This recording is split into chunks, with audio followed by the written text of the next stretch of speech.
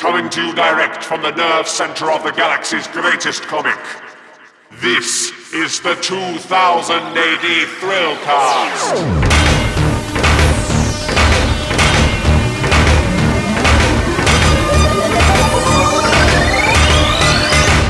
Borak Thung Athletes, and welcome to the 2000 AD Thrillcast. I am your host, Molcher, and we continue our coverage of the San Diego Comic-Con panels from this year. Hope you enjoyed last week's 2000 AD Thrill Hour. This week we have the Treasury of British Comics panel, which was hosted by myself, with guests Rosie Knight from the Nerdist, Ben Smith, who's the head of books and comic books at 2000 AD, Zach Davisson, who's a manga translator from the States, and journalist Graeme McMillan, who works for the Hollywood Reporter. One of the great things about the makeup of this panel is that we have different experiences of the books that have been coming out from the Treasury of British Comics, which celebrated its first birthday earlier this year. From people like Rosie, Graeme, myself, who grew up with classic British comics such as Whizzer and Chips and Roy the Rovers and 2000 AD and Battle and Action and all the others, to somebody like Zach, whose first experience was me sending him a bunch of PDFs. But it's absolutely fascinating to see people's different approach, people's different experience, and also to see how we came together to really broadcast our love of classic British comics. Audience were fantastic, very appreciative of what we were trying to do, and it's a fascinating 45 minutes or so. So sit back, relax, and enjoy the second of our panels from San Diego Comic-Con.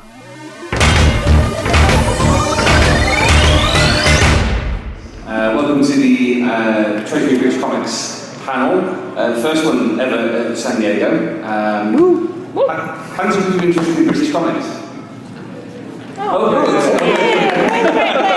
It's always a slight fear that people are just here because this room is quite far away and quiet and people can get some sleep. Want to learn something. Oh, good, excellent. Well, this is fun for you. We're missing Zach Davisson, unfortunately, but hopefully he'll turn up in a few minutes. Introduce myself. My name is Michael Molcher. I handle the publicity for 2000 AD and also the Treasury of British Comics. Joined on this panel by journalist Rosie Knight. Do you want to give a round of applause? By the head of books and comic books at Rebellion Publishing, Ben Smith. Hello. And from the Hollywood Reporter, we have Graeme McMillan. And an empty.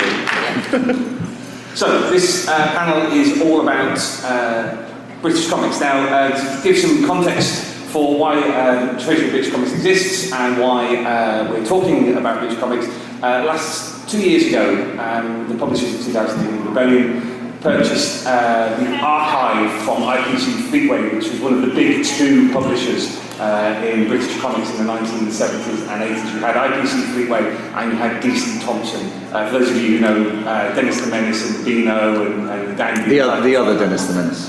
The real Dennis. Yeah, not the ordinary. Not the born one. So the British had the big two as well as the mega big two. And 2000 AD was an old IPC Fleetway title. We brought the majority of the archive of Fleetway IPC into the 2000 AD archives, and we have been steadily beginning to reprint some of these classic forgotten comics, some which have never been reprinted before. We all grew up with these, so we're very aware. Hopefully over the next sort of 45 minutes or so, we're going to not only infect you with a passion for classic British comics, but also explore a little bit about the lessons that perhaps mainstream comics today can learn from old school British comics, both in terms of their format and their editorial outlook. First off, I want to turn to Ben to talk just a little bit about the archive, and number one, how we came to kind of reunite 2000 AD with its old stablemates, but also what our plans were when we began to look at what we would reprint. So, to roll back a bit, Rebellion is the parent company of 2000 in the Treasury, has been the publisher of 2000 since the year 2000, which is very convenient, which makes we've been publishing it for 18 years, which makes us that comic's longest publisher by far and away. That comic was the last one left out of this glorious, vast, dozens and dozens of weekly comics and monthly comics, girls comics, boys comics, adventure comics, war comics, sports comics, comics for everybody, literally, and it was a matter of everybody. Sorry, I think we've just been joined by Zach. That's right. I didn't realize how far away this was. Yes, we are in the far back corner of Comic-Con. I'm looking at him like, really? Whoa, I'm going to be late. Sorry to my friend, but just to introduce Zach Davisson, who is a translator. Yeah, I'm a writer and translator. I do a lot of manga translation. That's my primary job. So I translate, I don't know, if anyone here reads manga, I translate the comic Devilman, which has been a little bit of a hit recently. So, and that's the best reaction we've had so far. Right? I know, and I've languished in obscurity forever, and all of a sudden Network put out this TV show, Devilman Crybaby, that I had nothing to do with. But the reflected glory on the comic suddenly made a big name. So I'm like, yeah.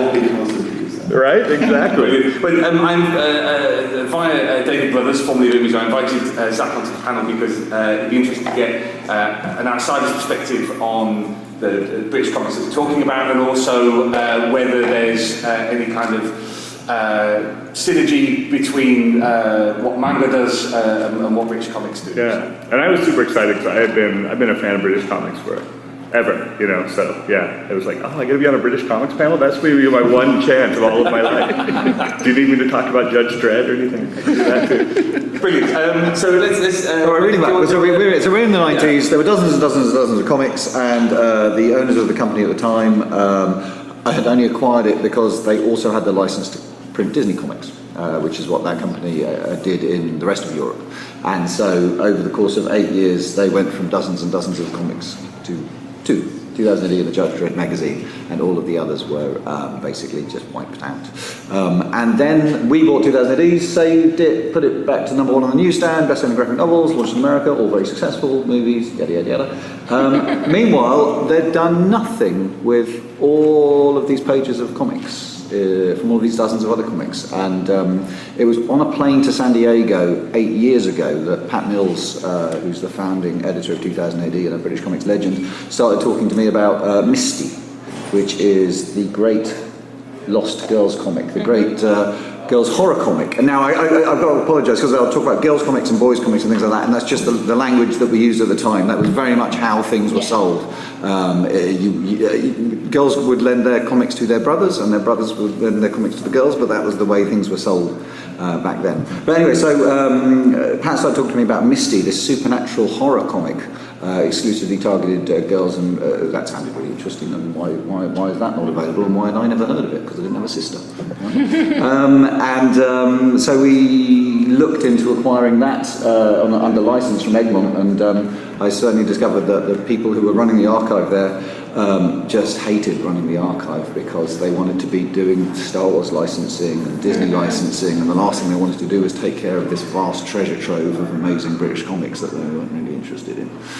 So I made them an offer. And then we negotiated for 18 months and they revised my offers, and then we picked it up. And so what we did was the ambition was to publish a graphic novel every single month from this lost archive. And when I say lost archive, to give you a scale of it, I had to install 90 linear meters of shelving to put in red bound volumes which had single issue copies of all the comics. So we calculated that as about 600,000 pages of comic strip. Most of which, the vast majority of which, has not been seen since the week it was first published.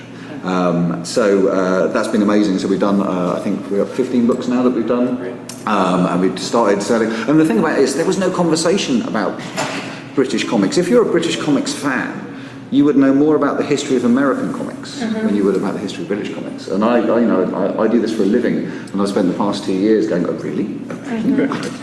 And so part of, the delight to see so many faces here actually is that this whole understanding of what the history of British comics is and the depth and richness to it all is amazing, which is why our Treasury of British Comics list is quite as eclectic as it is. They've got nature comics and horror comics and orphan gymnasts, we'll get to ballerinas later, and war comics and Beatles biographies and all manner of stuff. So that's kind of how it started and kicked off.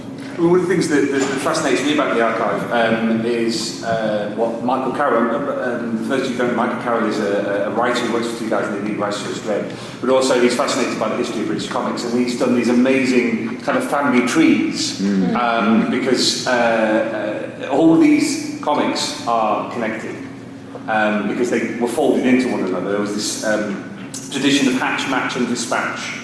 So you would launch a title, see if it did well. If it didn't, you would merge it into another title that needed a boost and hope that the audience of the title you were cancelling merged over. So that's happened a couple of times in 2000 AD's history with Star-Lord and Tornado. But you get these incredible family trees of comics that have been strong enough to be merged with lots of other titles and then have weakened so they've been merged with something else. And it's an absolutely incredible way of looking at it. And it's incredibly incestuous as well, the way you get the same people working on stuff. But Rosie, I want to talk to you for a moment about British comics. As Brendan has alluded, when these comics were being published, there was very much a girls' comics and boys' comics thing. But within that, there was an incredible breadth of genres. It wasn't the girls' comics are everyone goes for a nice picnic and likes flowers. Yeah. What was your experience? Well, I mean, I don't think there's anything wrong with recognising marketplaces. And I don't think, even though I think every comic could be enjoyable by anyone of any gender, it's actually, like, in a way, the way Western comics are now is very progressive. And actually there was something more progressive about having people saying, oh, look, women are an audience for comics. Like, that's the thing I love the most about the archive. And the comics, like especially Misty, is just the most exciting thing ever. And having these comics having proof that women have always been a market for comics or girls, because that's like this modern myth, especially post the 80s and Watchmen and Dark Knight and stuff, which were these seminal comics, but they were very masculine and they really changed the marketplace and who was seen as an audience for comics. It's quite radical to have this proof of, oh look, this was how comics were. It was the same in American comics, you had the monster comics from Marvel and you had the romance comics. Like, there were these two defined brands, and I feel like not having that actually gives companies an excuse to not make comics for a wide audience. So in a way, I think there's actually something quite special about that, even if the idea of having to separate comics by gender seems regressive. At least you're recognizing that more than one gender enjoys comics. Well, I think that's really interesting because obviously we looked at the circulation figures that we have for all of the comics, and the girls' comics outsold the boys' comics hands down. They were far more popular, and that kind of is a very good. You can see that replicated now because girls' comics, if you want to call them that way, actually are now sold in the YA and the middle grade sections of the bookstores, not on the graphic novel shelves. And they're huge because Raina Telgemeier has a print run of 500,000. The Walking Dead, God love it, but it sells 100,000 a month. This is even things like Marvel. They had always their big drive, sort of every decade, was find another street level superhero like Spider-Man, right? And they could never do it, and it was because Spider-Man was this, caught lightning in a bottle, blah. And then G. Willow Wilson and Adolpha, they made Miss Marvel, Kamala Khan, and it was the first Marvel book that wasn't a licensed property like Star Wars or something that had gone to 7 printings on its first issue. Like these books, there is always that audience, like you say, for a really long time. It was like one of the, and it's hard to keep a direct market book selling, but there are these audiences that are there, and I think that the archives, and especially because you have books that are also about nature, and a whole book that's just cartoon strips about foxes. Anyone can enjoy that. That's amazing. And especially when you look at what's popular in webcomics now, there is so much kind of unique storytelling that comes from this other place where it is all about animals or forests and nature, and it's people trying to tell stories through a different medium. And I think that the archive really taps into that. Well, and I was going to add also, like, speaking of boys and girls comics, like Japan unabashedly does that. Not even, and they even segment it more. They have comics for young girls, comics for older girls, comics for young boys, comics for old men, I mean, like they are very gender split. Like when you go into a bookstore, they're split along that way. You'll have story one is all the girls comics, and then you go up to the second story, and that's all the boys comics. And they sell immensely more comics than we do, By trying to play the this comic should suit the needs of 100% of everyone game that a lot of American comic companies do. It's like, here is a comic. It should be enjoyed by everyone of all ages and all genders and all things. You try to hit this giant wide target, but I think it diffuses the audience more than companies who sell super targeted comics, And it also opens up the market, like Japan has an immense number of female comic creators. Every time I see a panel or something in America, they're like, let's get around and talk about women comic creators. Kelly Sue DeConnick, G. Willow Wilson. I'm like, yes, absolutely. Can we also, in that same sentence, discuss Rumiko Takahashi? The wealthiest woman in Japan, who is an absolute national institution and who has gotten that way by writing comic books. Who might also finally get put in the Eisner Hall of Fame after a million years. The fact that we still have to vote for her is I know. just Well, it was like irritates me. Jackie Orms, who was she's like one of the most popular syndicated cartoonists of all time, a black woman in the 40s and 50s, and she did a strip called Torchy Brown. She only got put in this year because last year she didn't get voted in. Yeah. And I was so furious. But you're right, there's such a wider breadth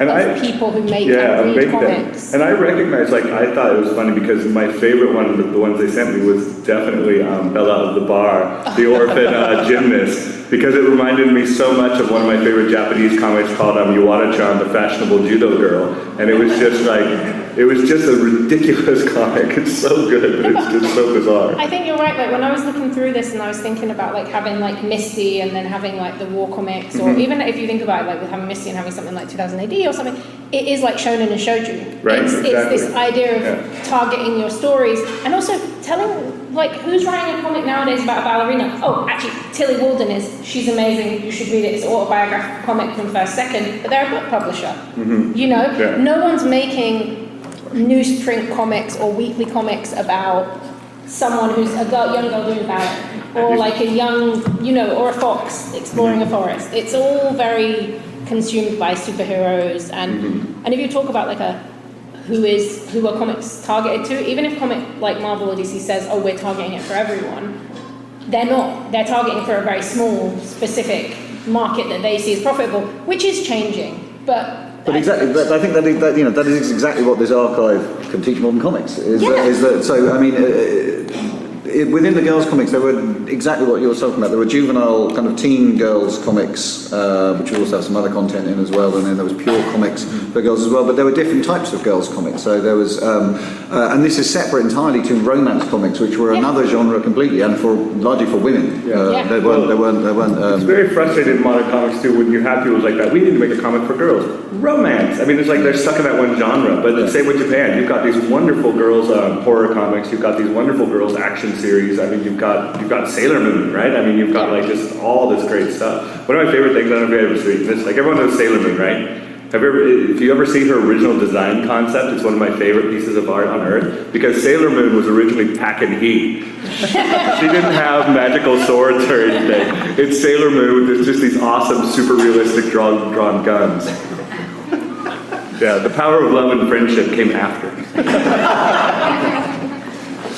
Graeme, we've not heard from you. I mean, what's your take on the archive and the way that British comics used to be? Well, when you look at what webcomics are now, the British comics of the archive, were that very thing 40 years ago.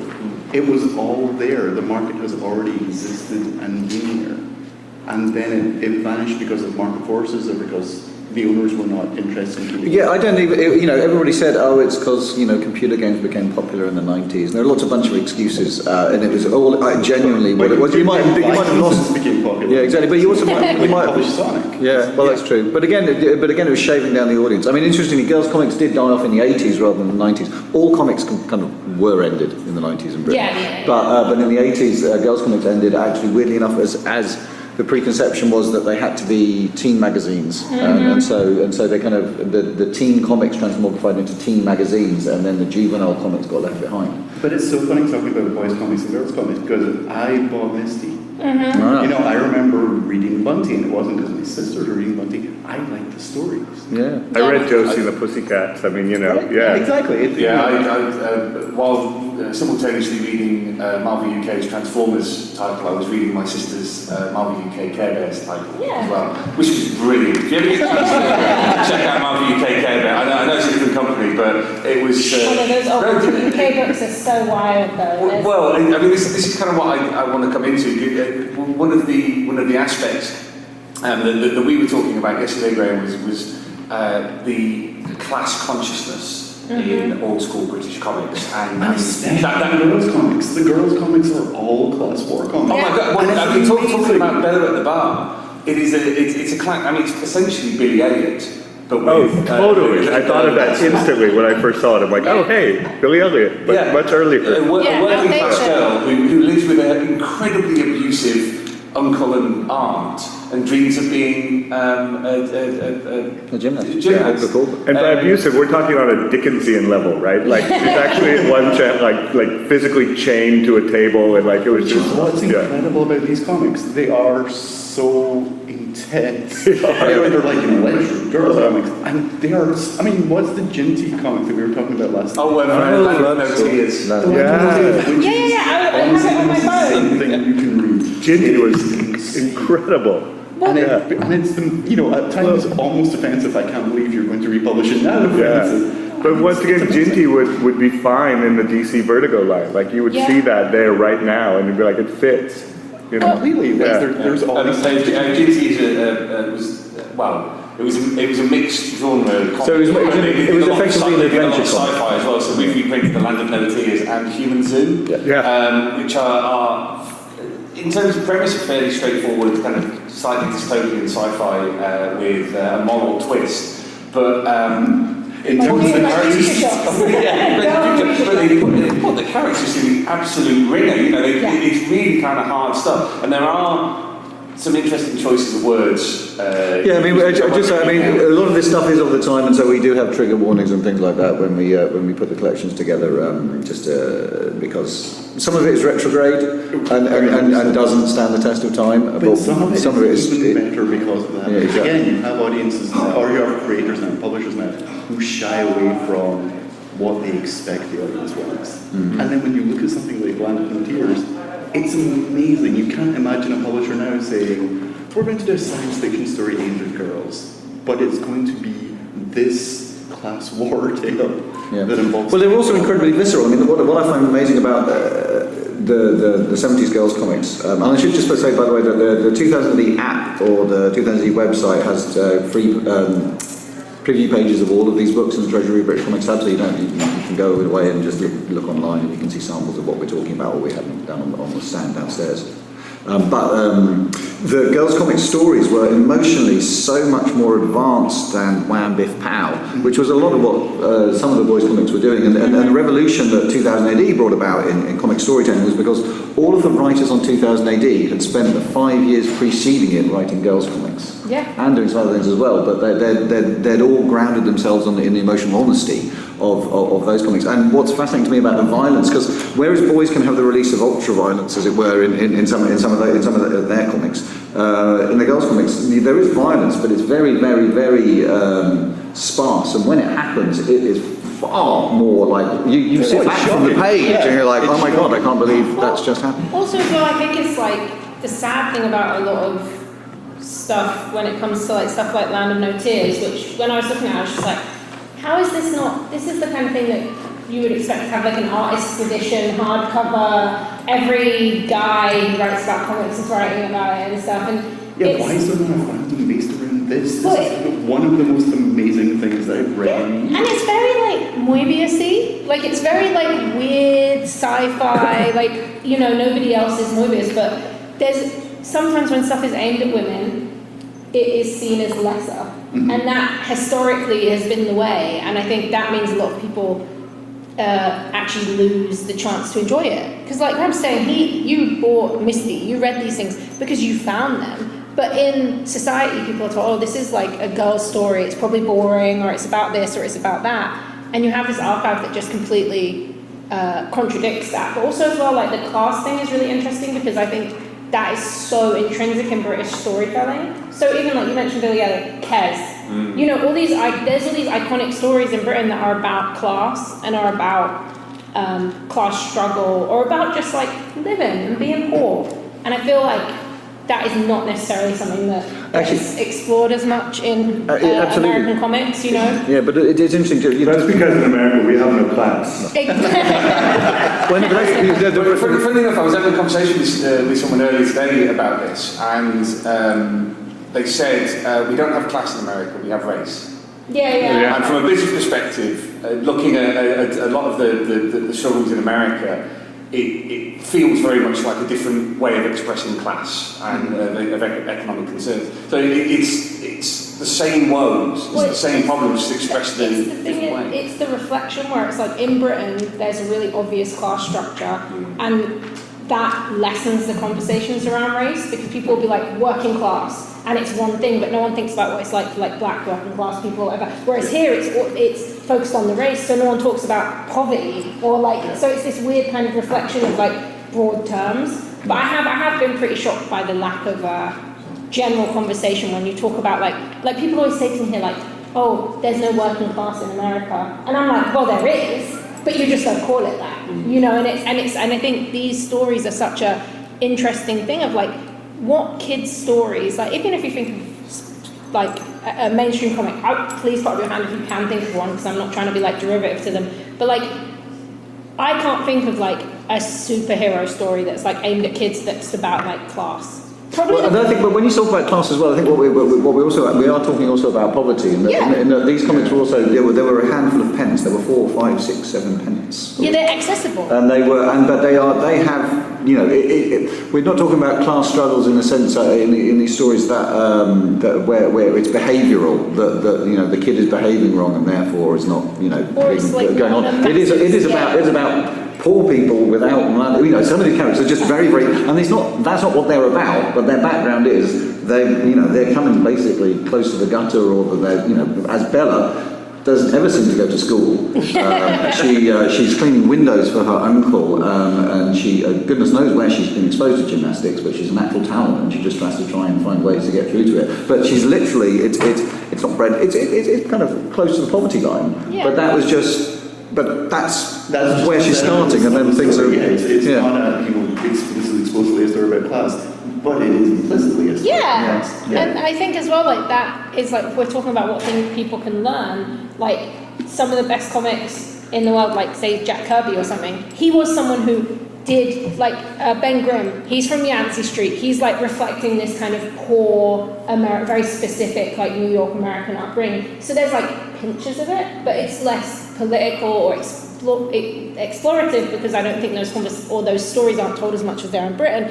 But in modern comics, like I think the third arc of Miss Marvel, to bring it up again, they did like a gentrification storyline. And when I was looking through this stuff, I was like, oh, okay, this is kind of what British comics for girls were doing back then, where they're looking at kind of, they're building a story that's exciting and fun, and it's not about superheroes, it's about a gymnast or it's about sci-fi, but they're built on these kind of real world things. And it seems like now a few writers, once you diversify the writing pool, are starting to do that too. So it's always weird to hear and we do get this when 2000 AD does its satirical thing.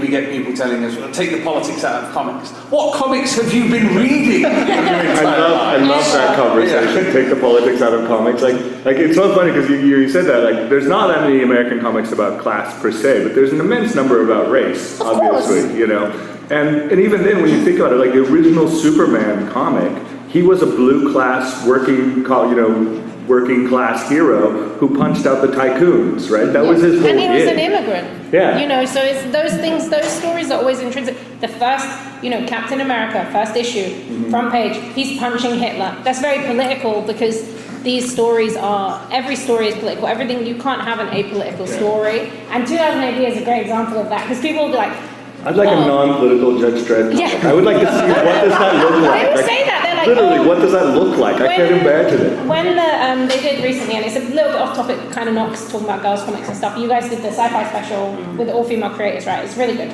And a bunch of guys, like when I was tweeting about it, I did some articles. They'd be like, "This is like some SGW bullshit. Like you need to take the politics out of 2080." I'm like, accent? no, it was just an accent. Is that your American accent, love? Is that what we just had It was there? just my internet man accent, I guess. But it was like, have you ever read, like, you know Judge Dredd isn't like, and I'm doing another panel about satire and Judge Dredd with Molcher. I always thought Judge Dredd was Britain's commentary on America. Yeah, It is! That's what I think that it's supposed to be. But I think there's people who think that Judge Dredd is like the hero. Yeah, they just don't see it. They're like, oh, he's the good guy, and he shoots the bad guys at the end. Which I guess is yeah. kind of the same about like what we're talking about these stories that's so unexpected, is if you have that, if you're coming into a story with that level of kind of that being the surface level of what you want to understand, which is also a totally fine way to interact with media as long as you're not attacking people for it afterwards because you don't understand. But if people are going into these stories, oh, it's just this girl who's a ballerina. Oh, it's just like some weird girls comic. That's why you don't get these conversations of the depth, the class, why it's amazing to have a teen girls horror comic.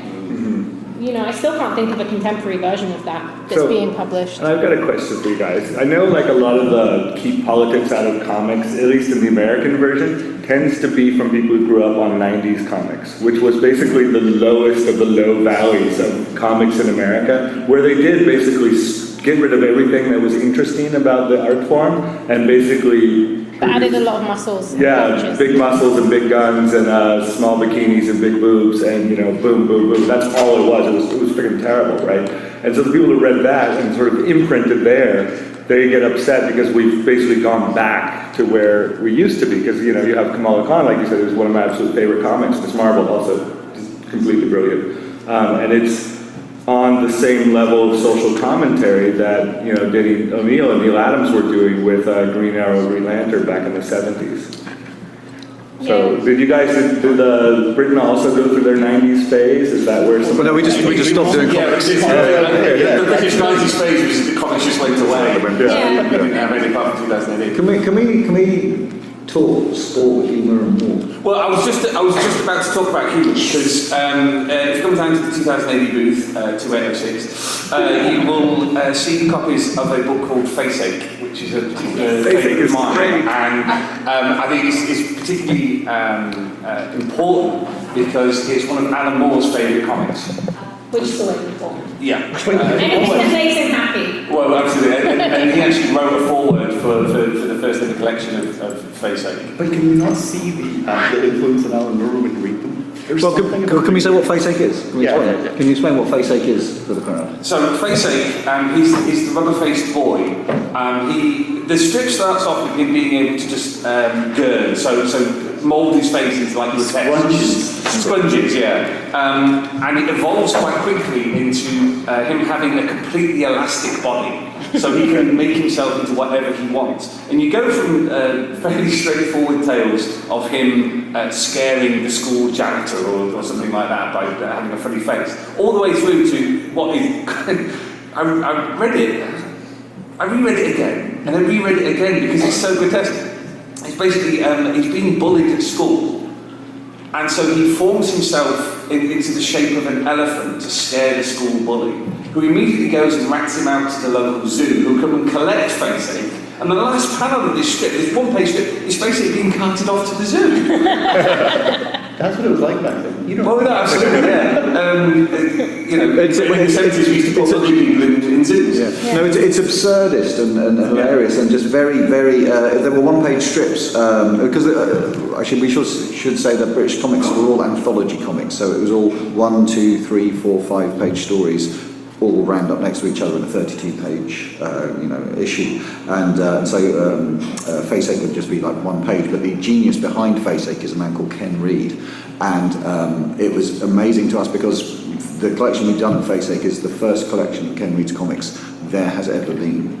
And as soon as we announced we were doing it, basically we had Dave Gibbons, Kevin O'Neill, Pat Mills, Alan Moore, everybody saying, "Oh my God, this is brilliant! This was the thing that made me want to do comics. This is why. This is And if you look at Kevin O'Neill's work on League or anything else, you can see that he paid close attention to what Ken Reed was doing all the way through. You draw a line from Faceache to De'Aaron Quinch. Yep. It's a direct line. Yeah. You can see exactly. De'Aaron Quinch is, for those of you who don't know, Alan Moore's 2000 AD, which is all about humour. All about humour and thermonuclear weapons. But the grotesque humour is absolutely. It's very present, I think, even in Moore's quote-unquote serious work. And then you can trace it all back to Faceache. Then you can see how that level of humour infects 2000 AD and the absurdity that everybody else is bringing to it as well. So and then that line goes through into the grotesque in different ways, but the kind of the ultra-ness of Mark Miller's tales and things like that, and brings you into modern American comics in many ways. So there's this, but that it all kind of goes back to, in that weird way of creators coming over in the 80s in Britain, but then the 80s British creators being influenced by 60s British creators. It goes back to Ken Reed and that he'd been lost. He'd been entirely forgotten.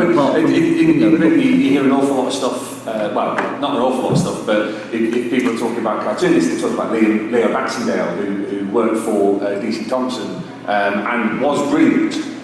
But Ken Reed is easily his equal, if not, I'll be frank, and I don't mean to, I'm not denigrating. It's not a competition between them, but he's probably better. My favourite is Ken Reed, because there was that grotesqueness to it, there was that harshness to it, which is hilarious in hindsight. Well, I think one of the funniest things as well about Faceache and basically any one-page British comic that is really often overlooked when it comes to impact. So anyone who knows or reads comics and stuff and ever reads people writing about them, they're always talking about, because of Alan Moore, right?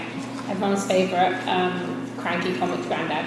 He made a certain format very popular, which is the 9-panel grid, right? And he made it so popular to the point where that's a sacred thing. If you split the page into 9 panels, can you use it? Can you utilize it properly?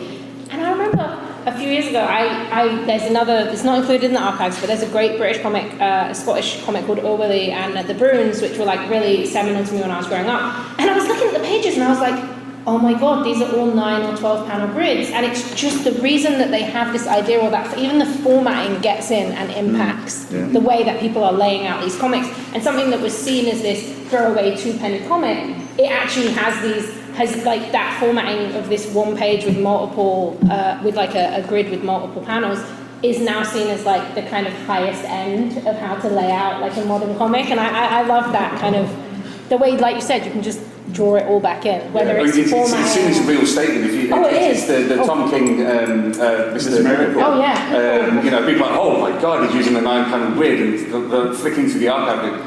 That's for everybody. Yeah, it's literally because the it's reason. easy to read. All these comics weren't overthinking it. They were what will the most people be able to read? It's lines. It's 3 lines. How do you read? You read like this. And it's interesting that when you get the dawn of 2000 AD in 1977, and to a certain or lesser extent its predecessors, so the kind of Action Battle of Valley and things like that, even kind of Victor. I'm sorry anybody who doesn't know what we're talking about. Please go and look for those family trees. There's hundreds and hundreds of these titles. Splash pages didn't exist. No, because that was a waste of storytelling opportunity. Your stories were 5 pages at most. Yeah. And 2008 was 5. I think before that it was 3 pages. So it really was, how much story can we fit into these 3 pages? And the answer is an exceptional amount. More happens in a 3-page chapter of a Ginty story than happens in a 20-page Marvel comic.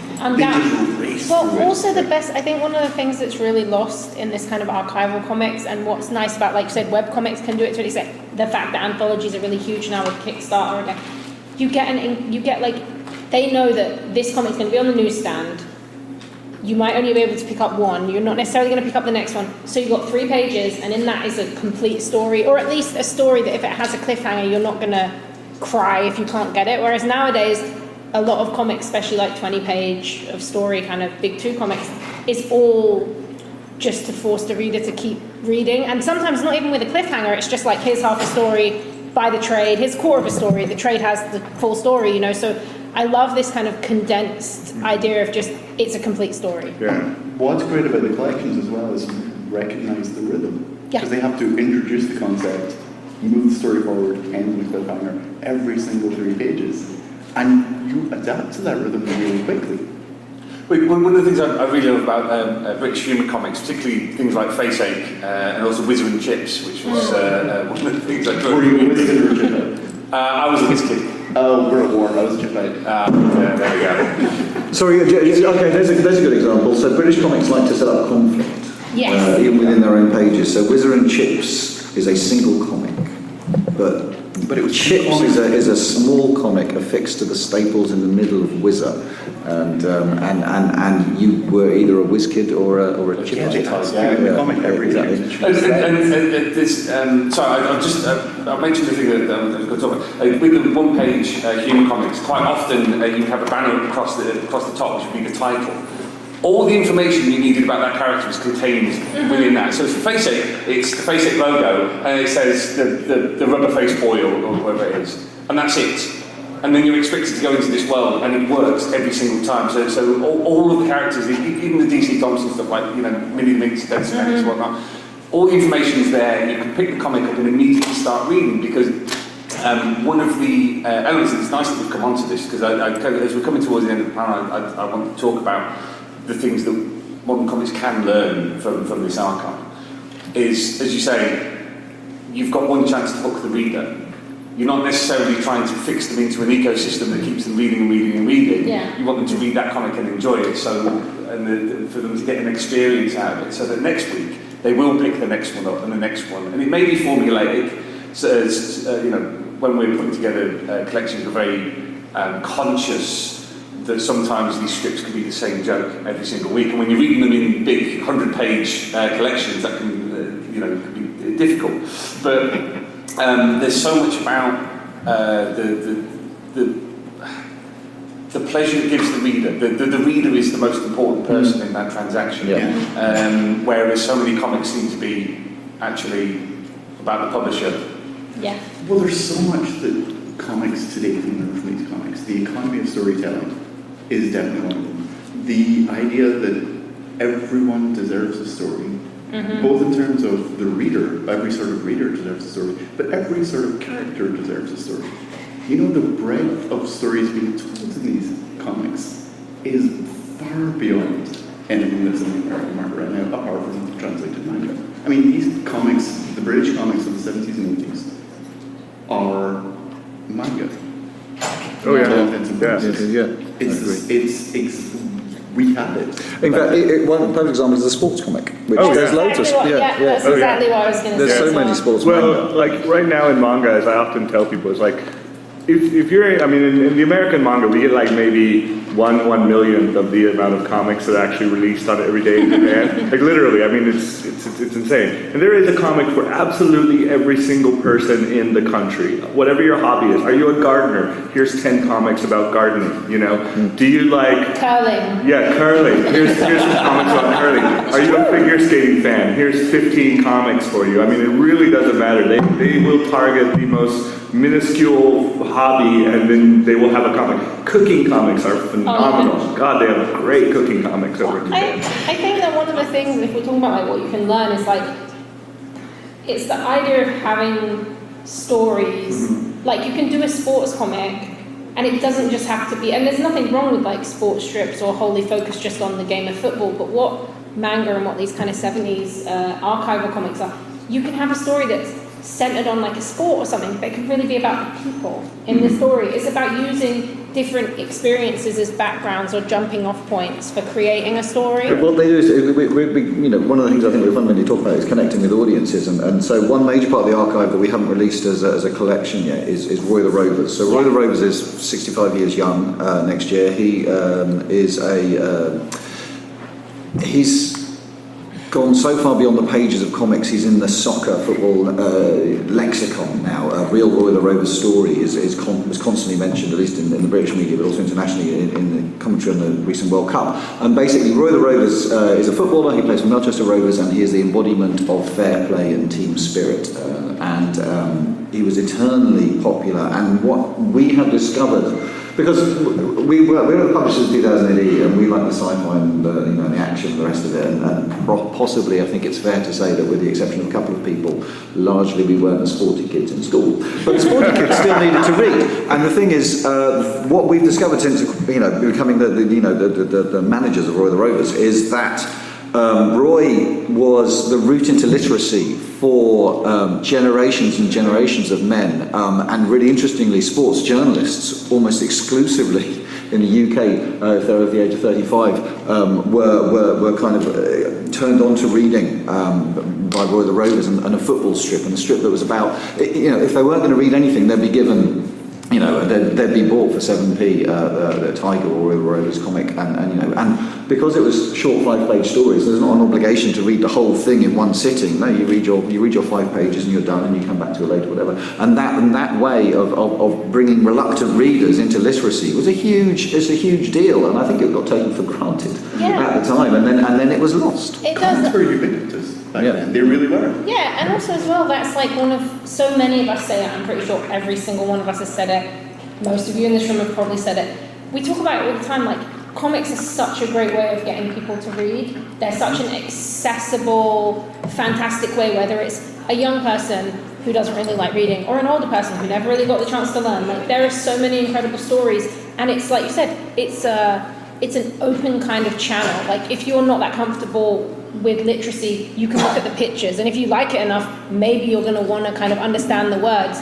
But for so long, it's been seen as this secondary media. I mean, we were them, blah, blah, blah, not to go on that, but like, there was a time when they were saying that comics rotted your brain, and they were dangerous, and that kind of legacy led to the positives of something like Roy the Rovers being overlooked, because so many people were either like, it's trash, it's worse for you than not reading, and so many other people were just like, oh, it's a comic. But this thing, everybody read comics and then transitioned to real books and the rest of it. But there was that thing where everybody got handed a comic. But certainly in Britain, when the 90s came and they stopped making comics, to a large extent, certainly stopped making comics for children, that generation was wiped out. It's only been through manga, actually, that the whole younger generations have got back into the comics and the rest of it. Yeah. So we have this weird dichotomy. But we seem to be getting back to the same place where it was what you were saying, is that with a diversity of subject matter, and this is what we see with Roy the Rovers and with the girls' comics and the sci-fi comics, and the war comics, and the humour comics, that as long as there's something for you to read, there are a lot of readers there, but it's just having enough different subject matter available, and you know where to go and to find it. Well, that's like in the US, I think it's like one of the worst things that happened in the US was we lost our marketplace, right? Everything went to direct market, so you had to go to a comic shop to buy a comic. You had to live in a town that had a comic shop that was accessible enough, where before they were, I grew up getting comics at the 7-Eleven. At the grocery store, when my mom took me shopping, it was always, if I was a good boy, I'd get a few comics, so I made sure to be a good boy because I wanted those comics. But we lost that, and for a lot of people thought that, comics is a dying medium, right? We are saying goodbye to comics. Like everyone always says every year, they call it Comic-Con, but everyone's really going for the movies, But then all you have to do is look them in the eye and whisper the name Renee, Helga Meyer, and a number of people who say I love comics but don't know who she is floors me. It's like, the best-selling comic book artist in the world, and you just don't happen. She's a blind spot, In case you don't know, Raina, she's a woman cartoonist who makes middle grade YA original graphic novels for kids. She did Babysitter's Club, an adaptation which was hugely best-selling. She did Smile, Ghosts, a bunch of others.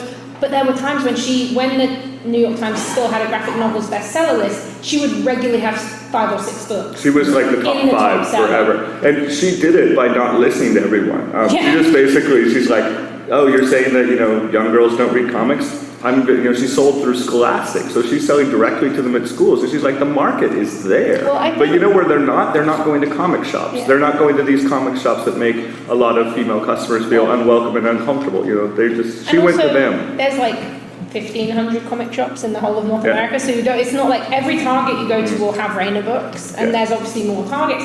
Also, another thing I guess about the learning and stuff is the idea that you can make something that people tell you shouldn't make, which is definitely what British Comics did. It's definitely what 2000 AD did. And when you said that about Rainer, it makes so much sense because another incredible creator who's also a publisher, C-Spike Trot. I was just about to say that, yep. She has raised over $1 million through Kickstarter for books that people said no one would ever read, erotic kind of comics, monster comics by black creators, comics for black women, comics for trans people. She made all these books and people want them because there is this audience, and she's made over $1 million.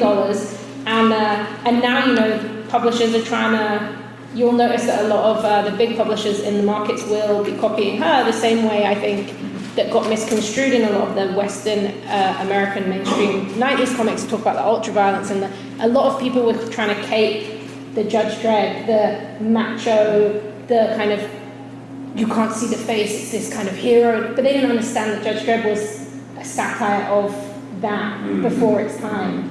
Well, that's like Alan Moore famously with Rorschach. He's like, you're not supposed to like Rorschach. The most horrible. Yeah. We've just got to wrap things up now. But I think my last point is that talking about Whizzer and Chips, I would like to see the return of comic book fan clubs. Yes. Every comic book had a fan club. With a card. You got a little membership card, Yeah. and then maybe a little pin badge. And the reason I started reading 2000 AD is because 2000 AD used to do the Best of 2000 AD monthly, which was like a monthly reprint title. It was a really cheap and easy way, before graphic novels, to read all the classics. First one I picked up was a series called The VCs by Jerry Finley Day, Mick McMillan, and a bit of Cam Kennedy and whatnot. And on the front cover, it said, "Join the VCs, vape a Space Invader today." And I thought there was a club I could join. I wanted to be a VC, so I'm all for the return. Every day you're vaping Space Invader. Yeah. But I'm very thankful. This has been absolutely fantastic. We could go for another hour. I don't know if you want to listen to us for another hour. I wanted to say one more thing to just a final. As someone who has absolutely no nostalgia or attachment to these comics and was sent to read just for this panel, they are good comics and you should totally check them out. I thoroughly enjoyed every single one I read. So And it's also go to the booth and give them a read. For people who know 2080, there are so many 2080 creators who created these comics. If you like Pat Mills, if you like John Ryder, if you like Alan Moore, their work is in this. There really is a lost archive. And they are available from booth 2806 on the show floor. That's all we've got time for, so a huge round of applause for our panel.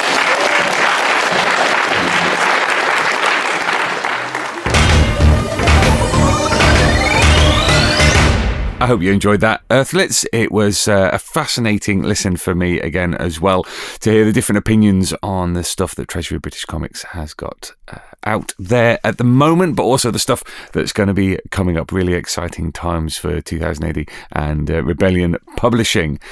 Now, don't forget to spread the word about the Galaxy's greatest podcast as we continue our San Diego coverage. Do make sure you subscribe to the Thrillcast on iTunes or your preferred podcast supplier.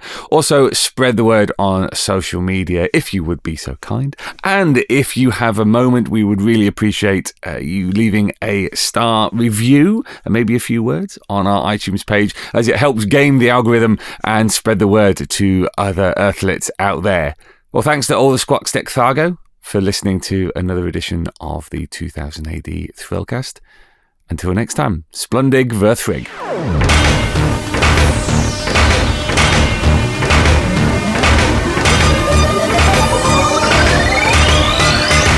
Alert!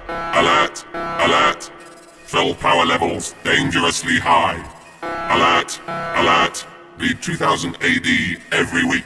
Ask your comic book store or newsagent now. Subscribe to the galaxy's greatest comic at 2000ADonline.com.